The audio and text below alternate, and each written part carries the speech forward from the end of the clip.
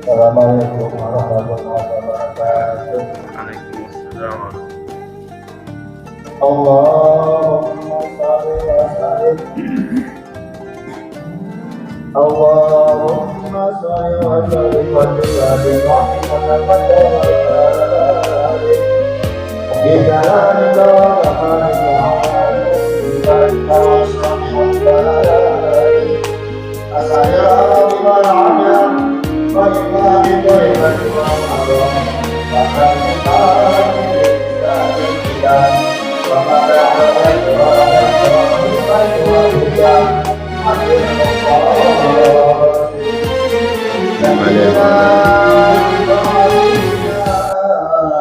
وشفيعنا ومولانا محمد صلى الله عليه وسلم ذو شرفي يا رب ذو شرفي يا رب ذو شرفي يا رب يا رب كرم وتعظيم ورفة ومهابة وبرا وسلم وتبارك وتعالى أنت الفضل عليه والقدر الجليل ساداتنا وأئمتنا وموالينا أبي بكر وعمر وعثمان وعلي رضي الله عنه. الحسن ثم حسين وعن بقية الصحابة وقرابة رسول الله صلى الله عليه وسلم أجمعين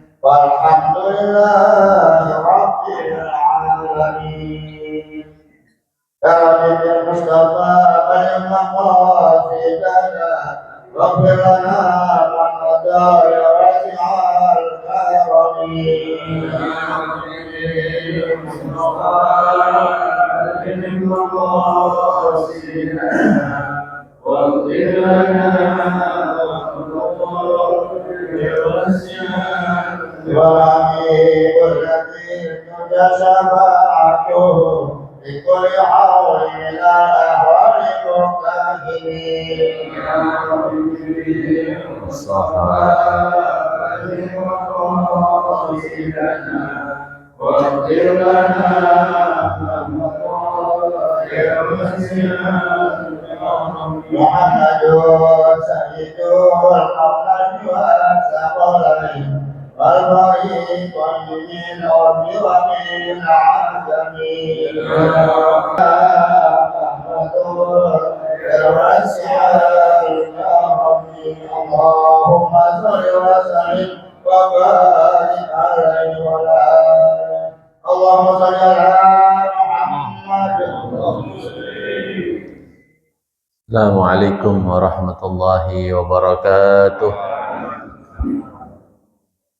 Alhamdulillahi rabbil alamin wa bihi nasta'in ala umur dunya waddin. Wassalatu wassalamu ala asyrafil anbiya wal mursalin sayyidina maulana Muhammadin wa ala alihi wa ashabihi ajma'in, amma ba'd. Alhamdulillah, puji syukur kita panjatkan kehadirat Allah Subhanahu wa taala atas limpahan rahmat, nikmat, karunia yang masih Allah berikan kepada kita, nikmat iman, Islam, nikmat sehat wal afiyah, nikmat taufik wal hidayah, panjang umur, sehingga dengan nikmat tersebut Allah masih izinkan kita untuk melangkahkan kaki kita untuk ke masjid yang kita cintai ini guna talabul ilm. Mudah-mudahan setiap langkah kaki kita, niat saleh kita, duduknya kita di tempat ini menjadi wasilah Allah ampuni dosa kita. Allah kita mendapatkan keridhaan, rahmat, ampunan dari Allah Subhanahu wa taala. Amin ya rabbal alamin. Tak lupa juga salawat salam kita sampaikan kepada kekasih kita, panutan kita, teladan kita, baginda Nabi besar Muhammad sallallahu alaihi wasallam beserta seluruh para keluarganya, para sahabatnya, kita para pengikutnya, umatnya yang setia istiqamah mudah-mudahan sampai akhir hayat kita. Tak lupa juga yang Al-Faqir hormati segenap para asatidzah, para hujaj, para orang tua, para tokoh-tokoh masyarakat. Di antaranya ada guru kita Ustaz Syihabuddin MA, Ustaz Namin Setiawan, Haji Husain Fauzi, orang tua kita, Bapak Haji Effendi Ali, Bapak Haji Syuhada, Bapak Asmari, Bapak Haji Ibrahim, Bapak Haji Rohili, Bapak Haji Abdul Aziz, Haji Warsono, Haji Satria Gunawan, dan seluruhnya di jamaah Haji Martani ya. Yang mohon maaf nggak disebutin nama satu persatu, insya Allah tak mengurangi rasa hormat cinta saya kepada antum sekalian. Marilah sebelum kita mulai kajian, kita buka dengan Ummul Quran Suratul Fatihah. Kita niatkan, kita hadiahkan buat seluruh orang tua kita, guru-guru kita, sanak famili kita, kerabat kita, jamaah kita yang telah pulang ke rahmatullah, wabil khusus yang mewakafkan ini masjid, baik tanah maupun bangunannya, yang meninggal dunia, mudah-mudahan Allah Subhanahu wa taala maafkan segala kesalahannya. Allah taala terima amal ibadahnya, Allah taala jadikan kuburnya raudhah min riyadhil jannah. Kita yang masih hidup, jamaah kita senantiasa diberikan panjang umur dalam sehat wal afiah, dimurahkan rezekinya, diberkahi segala usahanya, anak keturunannya, istrinya dijadikan anak keturunan yang saleh salihah. Al-Fatiha ala hadhihi an-niyyah wa ala kulli niyatin salihah ila hadratin Nabi Muhammad sallallahu alaihi wasallam wa azwajihi wa zurriyyatihi wa ahli baitihi wa ansarihi wa ashari summa ila arwahil anbiya wal mursalin wa ala awliya wa syuhada was salihin wa ala a'immatil mujtahidin wa ulama ila amilin summa ila arwah Zainal Muhajir Allah Ahmad bin Isa wa sallallahu al-faqih al-muqaddam Muhammad bin Ali Ba'alawi jami sadatina Ali Abi Alawi يا عبد القادر جلني شيخ حسن شاذلي وأصولهم وفروعهم ثم إلى روح خصوصا شيخنا ومربي أرواحنا الإمام عبد الله بن مرشادي الحسن محمد سالم عبد الله بن مرشادي سيد الوالد عبد الرحمن بن أحمد سقا والهم الشيخ مثل العطس عبد الرحمن بن شيخ العطس علي بن أحمد بن شهاب ثم إلى ركي هجي أنصر الله بن مصطفى كامل ثم إلى رواه أستاذ هجي مرتب بن هجي ساوي بن بواسل وأصولهم وفروعهم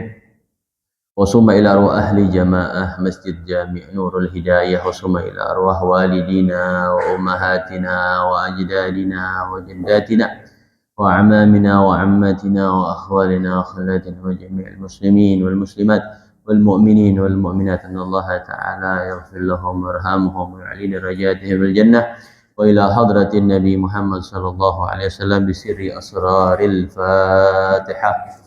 أعوذ بالله من الشيطان الرجيم. بسم الله الحمد لله رب العالمين الرحمن الرحيم مالك يوم الدين إياك نعبد وإياك نستعين اهدنا الصراط المستقيم صراط الذين أنعمت عليهم ولا الضالين آمين.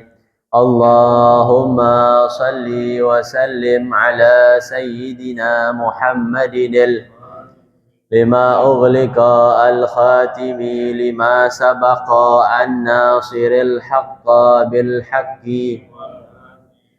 صراطك المستقيم وعلى آله وصحبه حق قدره ومقداره العظيم. اللهم أخرجنا من ظلمات الوهم وأكرمنا بنور الفهم وافتح علينا معرفة العلم وحسن أخلاقنا بالحلم سهل لنا أبواب فضلك وانصر علينا رحمتك يا أرحم.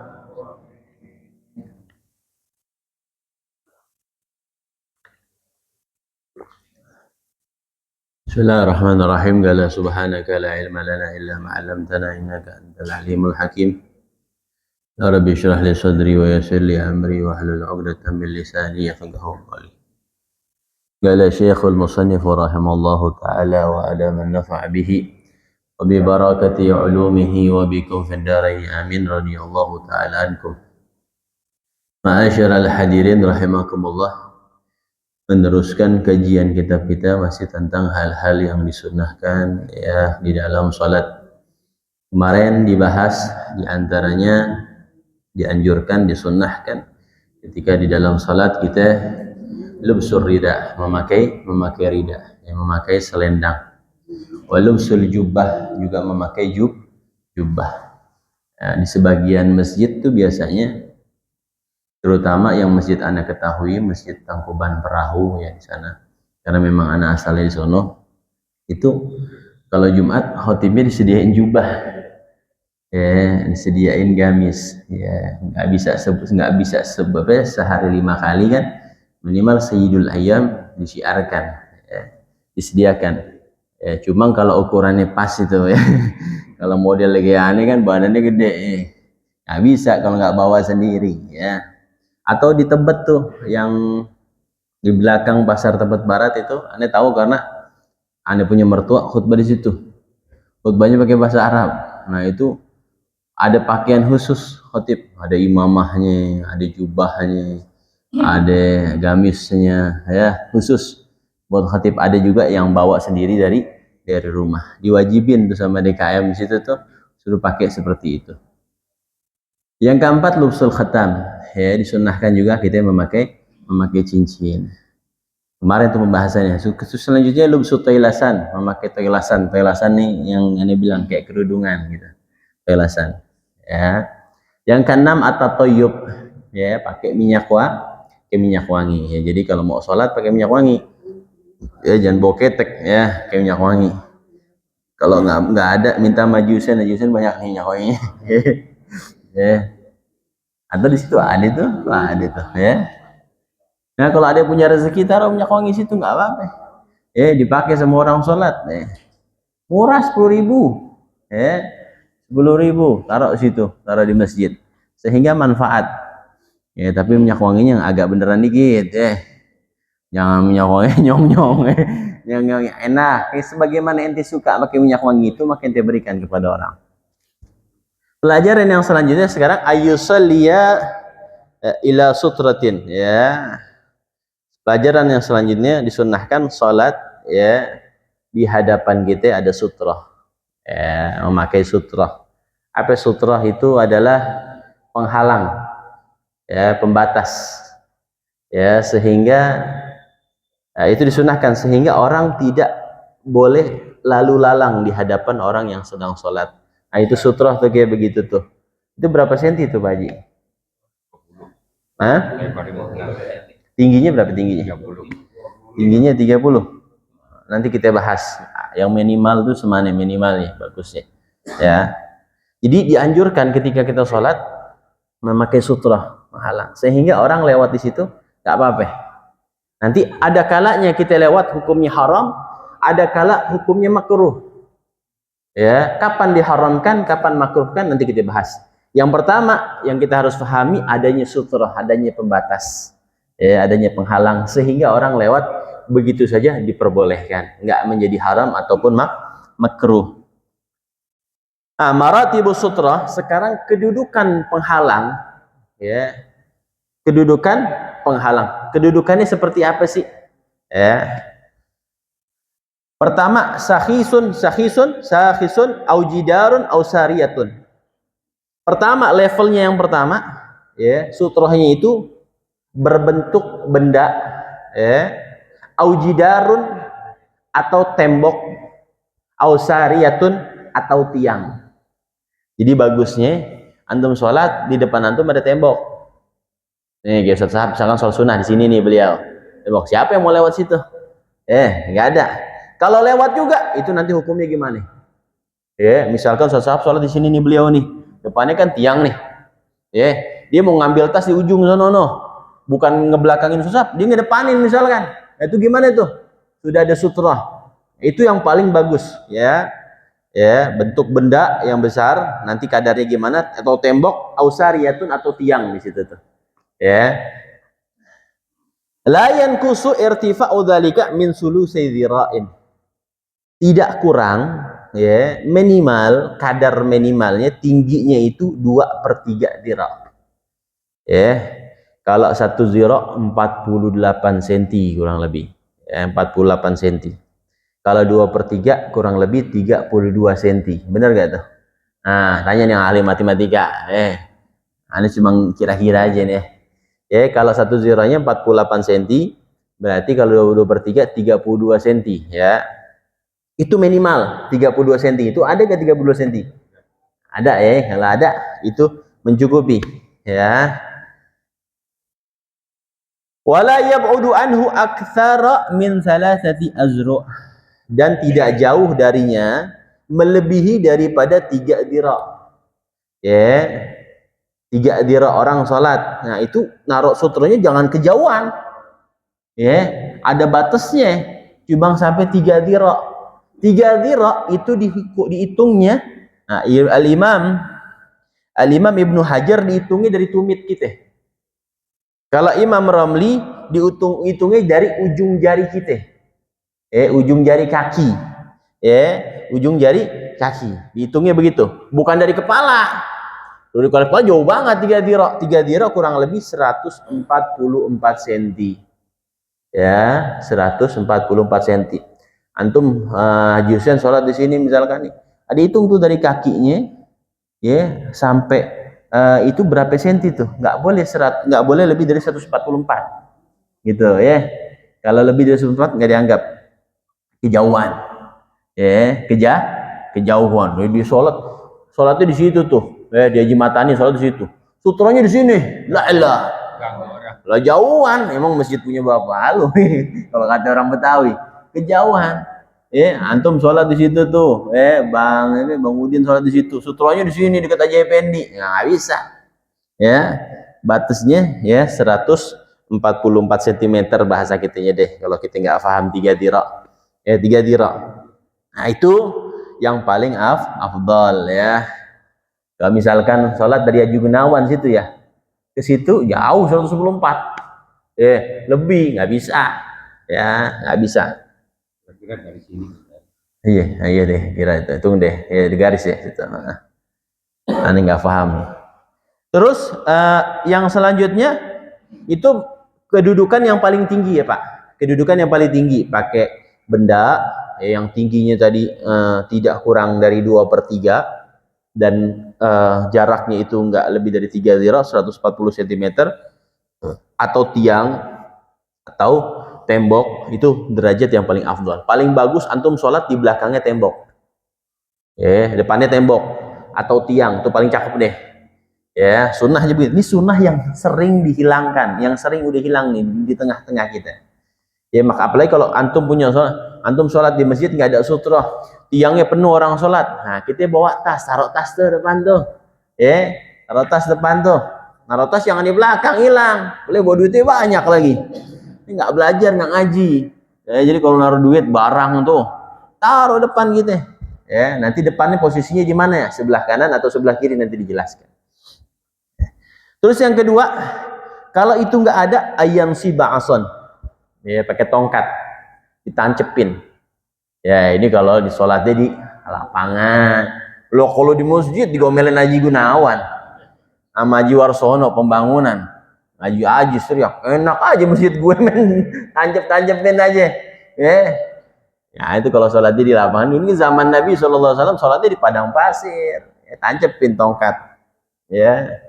Nah, sunnah pakai tongkat sunnah pakai tongkat nih. Apalagi udah tua, sunnah pakai tongkat tuh. Kenapa sih disunahkan pakai tongkat? Menunjukkan bahwa kita itu nggak lama, kita ini musafir. Kita musafir. Sebagai gambaran kita nggak bakal lama lagi pergi balik kampung. Pakai tongkat.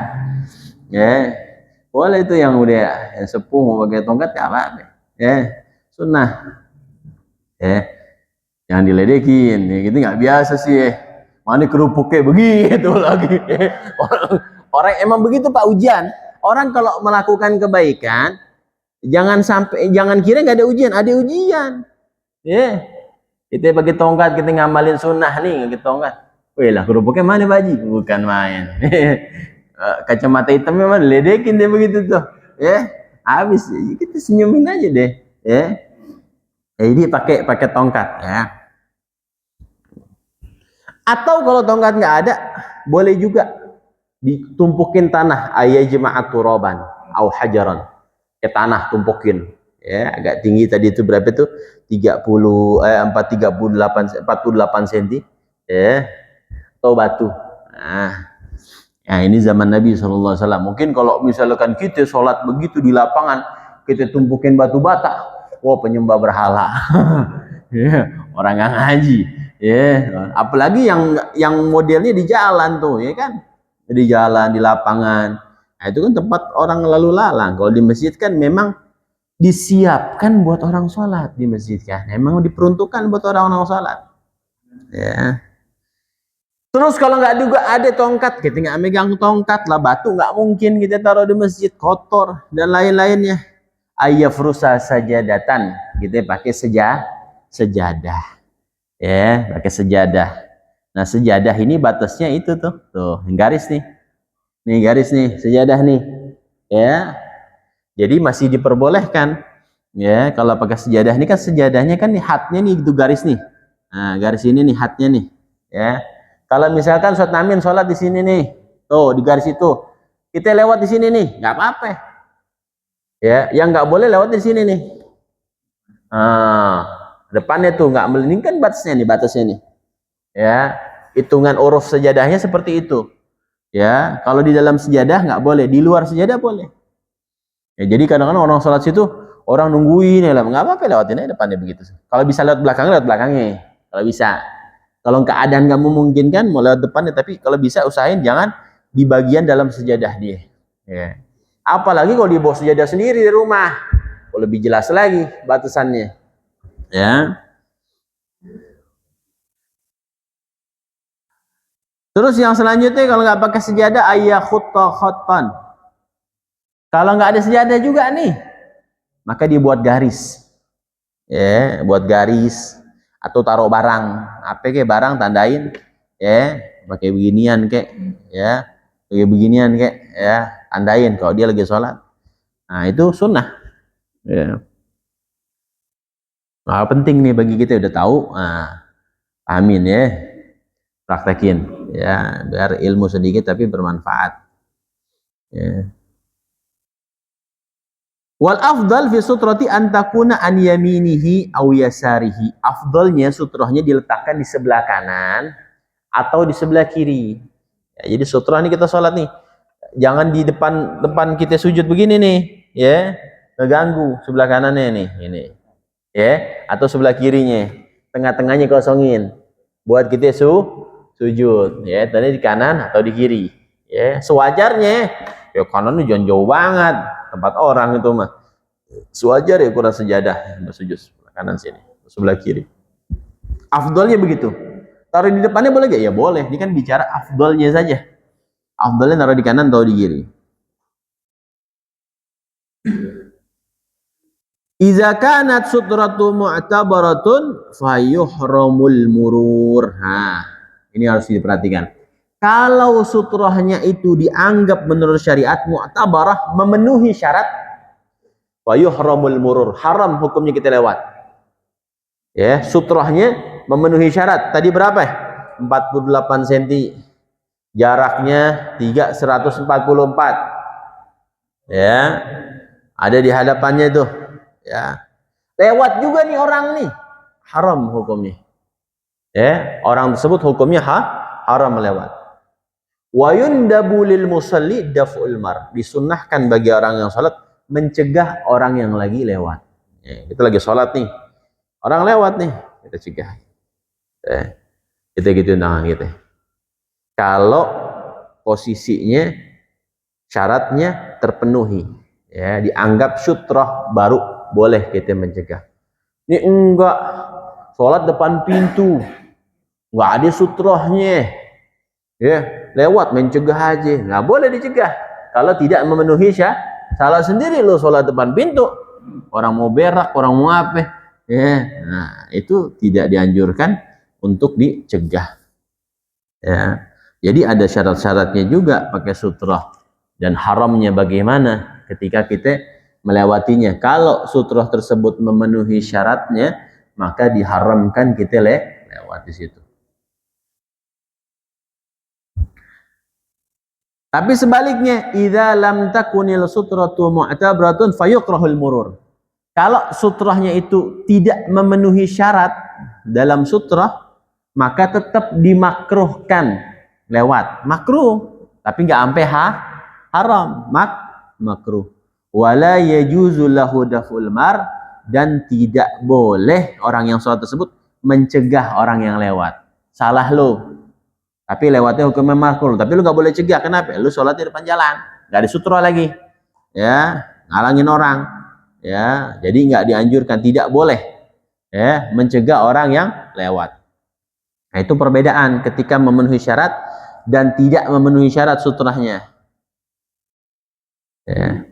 Wala yu'taddu bi martabatin ma'a wujudil lati qablaha, dan enggak dianggap, nah ini pertamanya, enggak dianggap kedudukan ya martabat ma'a wujudil lati qablaha, padahal ya dia mampu untuk mengadakan martabat yang sebelumnya.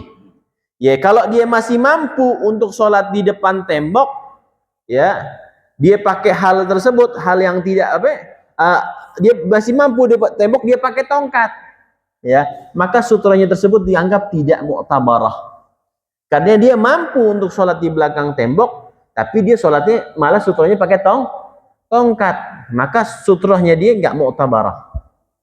Maksudnya nggak mu'tabarah apa? Orang lewat boleh, makruh, dia nggak boleh mencegahnya. Tembok di sini udah penuh, masih kosong, antum sholat di situ, dilewatin sama orang, jangan marah, ya, karena antum derajatnya sajadah, derajat antum sajadah nomor berapa? Nomor 3, ya, nomor 3. Kalau kelewatan jangan marah, kecuali di tembok udah penuh, tongkat kagak ada, nah sholat sajadah, nah itu sutrahnya antum jadi mu'tabarah, maka haram yang lewat dan boleh antum mencegahnya, sunnah mencegah orang yang lewat. Ya.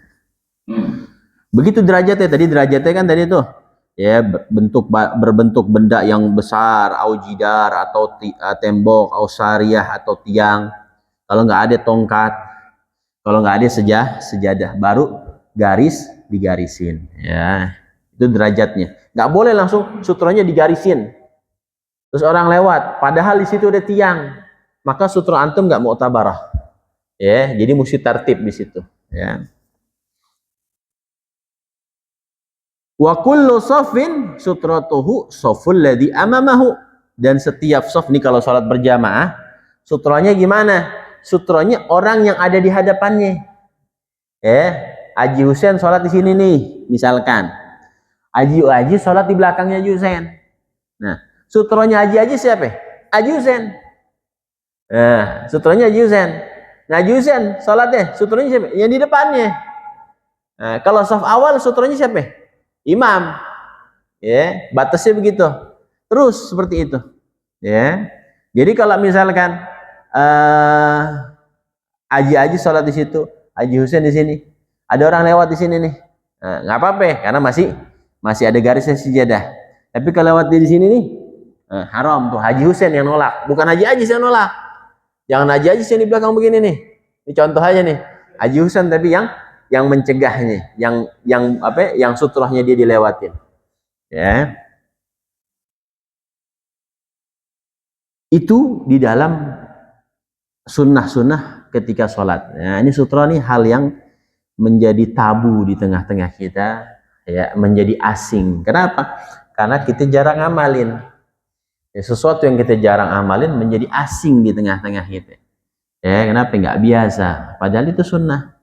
Nah, maka habis ngaji nih kita praktekin deh, kita cari tembok, kayak kita pakai sutra. Tuh sutra ada nggak dipakai tuh, sayang tuh. Ya, kalau ada memenuhi syarat, kalau kurang tinggi kita tinggiin, ya. Kurang tinggi kita tinggiin. Biar apa? Biar ilmu yang sedikit ini bermanfaat. Ilmu itu kan bermanfaat dan menjadi syafaat buat kita, Pak. Kalau kita amalin. Kalau kita nggak amalin, memberikan manfaat tapi nggak banyak. Nggak banyak. Tapi kalau kita amalin, itu memberikan manfaat yang sangat banyak. Ya. Sama kayak Quran. Bapak Quran punya Quran, Bapak liatin, ada nggak manfaatnya? Ada, nggak banyak, karena ngelihat Al-Quran itu ibadah. Bukan lihat janda, lihat Quran. Lihat Quran ibadah. Apalagi kita baca, lebih lagi. Apalagi kita tadaburin dan lain-lainnya. Jadi yang belum selesai hatamin tuh. Hataman apa itu? Hataman haul, haul buat maulid. Hatamin deh. Berapa menit, paling setengah jam. Kalau bacanya cepat mah setengah jam. Ya, atau nyicil ya, sholat 2 lembar, 3 lembar, ya. Wa yajuzul murur ma'a wujudi sutra fi arba'i halat. Diperbolehkan kita lewat meskipun ada sutrah. Sutrahnya yang mu'tabarah, boleh kita lewat, nggak haram. Meskipun ada sutrah nih, tetap kita lewat di depan mukanya dia, boleh dalam 4 keadaan saja. Dalam 4 keadaan, selebihnya nggak boleh. Dalam 4 keadaan. Pertama apa? Idza kana fi harami Makkah fi mahallit tawaf faqat. Kalau kita lewatnya itu kalau kita idza kana fi harami Makkah, kalau ada di haram kota Mekah, fi mahallit tawaf, di tempat tawaf. Tempat tawaf dia pakai sutroh, kita lewatin, biarin. Enggak apa-apa. Haram enggak haram. Ya, di kota Mekah fi mahallit tawaf, di tempat tawafnya aja toh. Ya kalau dalam masjid dia masuk ke masjid maka agak. Yang biasa orang tawaf mutar itu tuh kita lewatin, enggak apa-apa. Ustaz tadi sutroh, enggak haram, enggak apa-apa. Ya, pengecualian di 4 keadaan. Ya. Terus yang kedua, iza qassara al-musalli bi an shalla fi tariq. Ya, apabila seorang yang sholat melakukan kecerobohan atau kekurangan dengan sholat di jalanan. Ya, dia sholat di jalanan. Ada sutroh, kita langkainnya lewatin, nggak apa-apa. Nggak haram sholat di jalanan. Yang ketiga, idza wajadal musalli furjatan. Ya, kalau orang yang sholat itu mendapati kekosongan, faya juzulahul muru lisaddil furjah, ya, maka boleh bagi orang tersebut lewat, ya, untuk menambal kekosongan, ya. Contoh misalkan di saf awal kosong, ya, ada sholat saf 2 sini nih, dia pakai sutroh, kita nggak bisa ke saf sini nih, ya, kecuali ngelewatin dia, maka nggak apa-apa lewatin dia, ya, untuk mengisi kekosongan. Kalau bisa jangan lewatin itu, tapi kalau nggak ada jalan lain selain itu nggak apa-apa kita lewatin. Ini jangan mentang-mentang pengecualian orang sholat main dilangkah-langkahin aja. Kalau ada jalan lain pakai jalan lain, kalau nggak ada jalan lain baru kita nggak apa-apa kita lewatin kalau kita mau ngisi tempat yang kosong, ya. Tapi langkahnya juga pelan-pelan, ya, lewatinnya pelan-pelan, ya, pakai adab juga, ya. Hati-hati ya, ntar yang ente langkain ternyata wali min auliyaillah, ya, orang soleh. Orang soleh sih nggak marah dia, ya, cuma Allah yang gedek. Malaikat gedek, ya. Hati-hati, jangan remehin kalian orang-orang tua nih, yang tua-tua kadang kita nggak tahu di sepertiga malam dia nangis, ternyata dia kekasihnya Allah, ya, kita nggak tahu. Makanya Allah Ta'ala menyembunyikan para kekasihnya di antara makhluknya.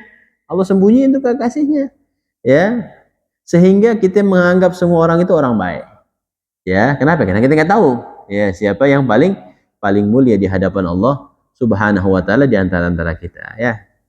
Jadi jangan pernah menganggap hina orang lain, ya, menganggap remeh, ya. Apalagi orang tersebut secara zahir insya Allah dia punya ilmu, dia sholat berjamaah, dia di masjid, dia sering baca Quran, dia sering zikir, dia sering hadir majelis ta'lim. Lebih hati-hati lagi kita di dalam memberikan penilaian, ya. Sama orang geblek aja kita hati-hati, ya, orang geblek ini apalagi orang baik. Yang keempat, idza kana al-muttarran bi an kana yuridu qada'il haja asna'is shalah. Apabila dalam keadaan genting darurat, seperti orang pengen qada hajat, ya, pengen qada hajat di pertengahan sholat itu kan pasti dilangkah-langkahin. Bener gak? Antum sholat di saf awal, pengen BAB, pengen kencing, pengen beser, pintu ini kekunci nih, saat belum buka misalkan, mau kabur lewat mana? Kan ngelangkahin, nggak apa-apa ngelangkahin. Apa? Pengen pipis, ada hajat, tapi tahu diri kalau yang sudah gampang beseran jangan di saf awal, di saf agak belakangan agar tidak melangkahi orang lagi sholat, ya. Kalau kita aneh lagi sakit nih saat gampang beser, ya, remnya ada belong. Ya. Itu gimana? Ya sholatnya jangan di saf awal deh, ya. Khawatir takutnya nggak bisa nahan. Akhirnya ya, orang lagi sholat bukan ente langkain aja, ente kencingin, ya. Jadi sholat di saf sewajarnya, ya. Tapi kalau kita misalkan biasanya nggak beser nih, kita sholat soft awal, nggak kuat banget, nggak apa-apa batalin. Langkain orang nggak apa-apa, langkain orang. Ya, tapi langkah ini jangan ditabrak-tabrak ya, pelan-pelan aja minggir ya. Ya, nah itu nggak apa-apa. Kenapa? Darurat. Lah kalau gagal keluar gimana? Apalagi kalau mau berak nih, bahaya. Bisa bahaya. Ini setelah habis masalah sunnah-sunnah di dalam sholat. Ya. Berapa menit lagi? Hah? 4, 7. Oh 7 gitu, terus mesti lama tuh. Ada yang mau nanya?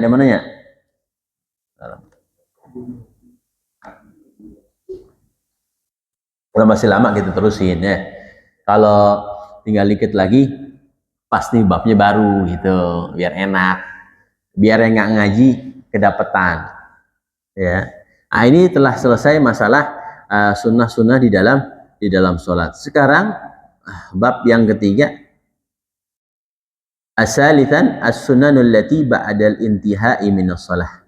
Ya, sunnah-sunnah setelah selesai dari sholat. Nah, tadi kan kemarin tuh sebelum sholat, dalam sholat. Sekarang sunnah-sunnah yang kita lakukan setelah sholat. Nah, ini kalau antum amalin dari awal ini bukan main. Bukan main. Ane seneng banget kalau ente amalin. Kan ane kena kecipretan. Kecipretan pahala antum amalin, Masya Allah. Ya. Nampak nanti di wajah kita cahaya pengamalan ilmu.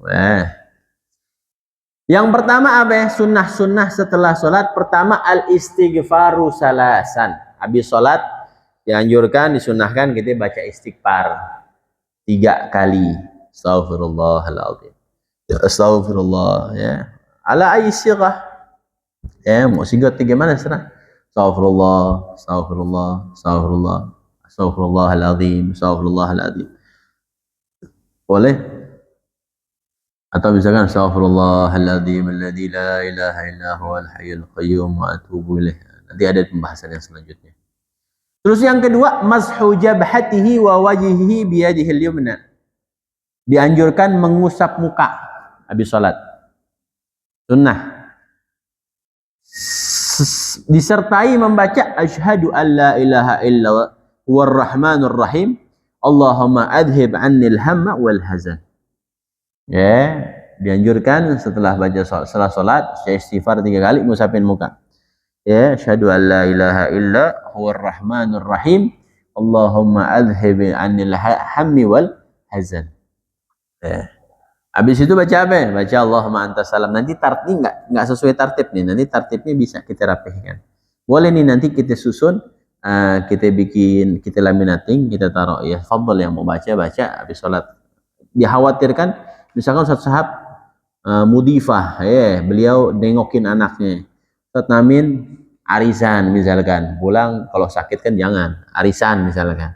Ya, atau umroh, dia umroh lagi, Haji Hussein belum pulang dari kantornya. Ya. Ini yang biasa imam enggak ada nih. Nah, kan ada contekannya tuh, habis salat baca apa aja. Boleh nanti mungkin Anda tulisin deh, insyaallah. Insyaallah ya, ini kadang-kadang suka kelupaan. Ya, tulisin nanti dilaminating, taruh di depan. Ya, tertibnya gimana bagusnya. Ya. Terus yang selanjutnya dianjurkan baca Allahumma antas salam, minkas salam, terus sampai ya dal jalali wal ikram.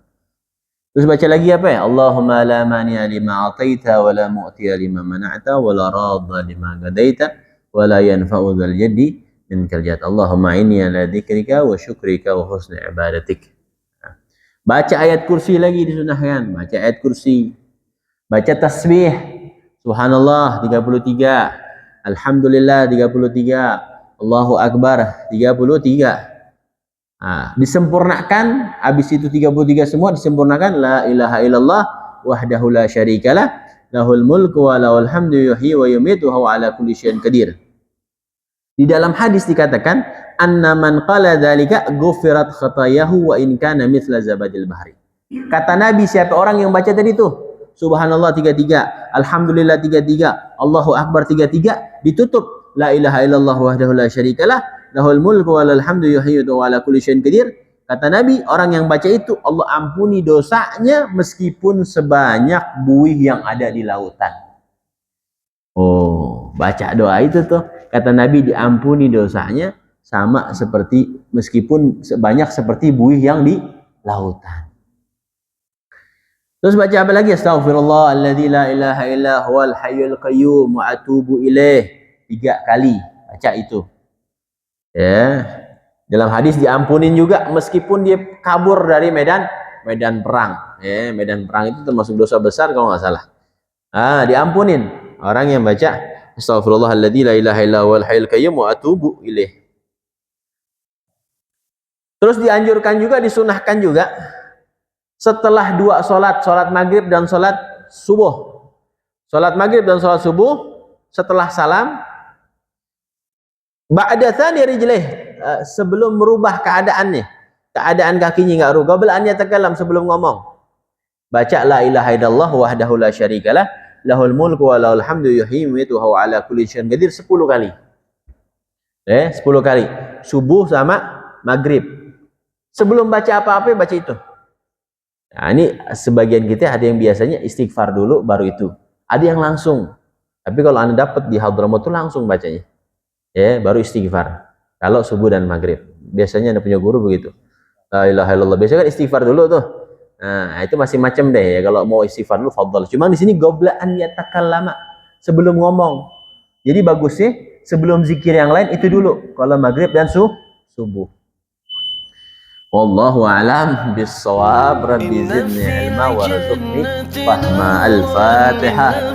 A'udzu billahi minasyaitonir rajim. Bismillahirrahmanirrahim. Alhamdulillahi rabbil alamin arrahmanir rahim maliki yaumiddin. Iyyaka na'budu wa iyyaka nasta'in. Ihdinas siratal mustaqim. Siratal ladzina an'amta 'alaihim ghairil maghdubi 'alaihim waladdallin. Rabbana anfa'na bima 'allamtana rabbi 'allimna alladhi yanfa'una. وبزدنا ولا تنقصنا واكرمنا ولا تهنا واثرنا ولا تؤثر علينا وارضنا وارض عنا ربنا اتنا في الدنيا حسنه وفي الاخره حسنه وقنا عذاب النار. صلى الله على سيدنا محمد واله وصحبه وسلم. Alhamdulillah rabbil alamin. Mohon maaf atas segala kekurangan. Wal afu minkum. Wassalamualaikum warahmatullahi wabarakatuh.